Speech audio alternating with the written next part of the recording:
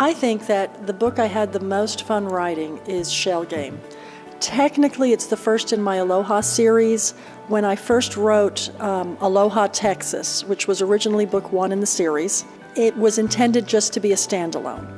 So one of the characters that everybody loved is a former Navy SEAL named Brooklyn, and I already had him married. His wife had already tamed him, but he kept popping up in books, one after the other, and my fans wanted to know, well, what was his story? Who was his wife? How did he meet her?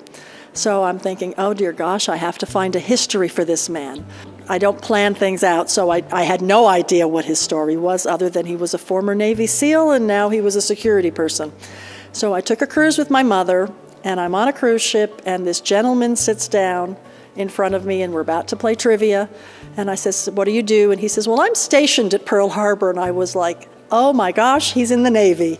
And a book was started. And I had so much fun writing that book. He was on a cruise ship, and I took things that happened in the cruise and things that people did.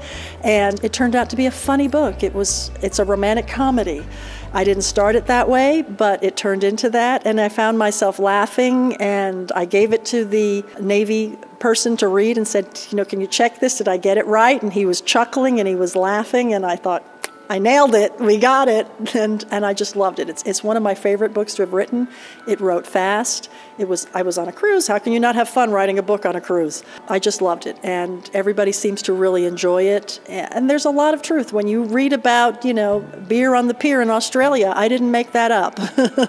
I didn't make up a lot of things. So it was one of my favorites. I really enjoyed that one.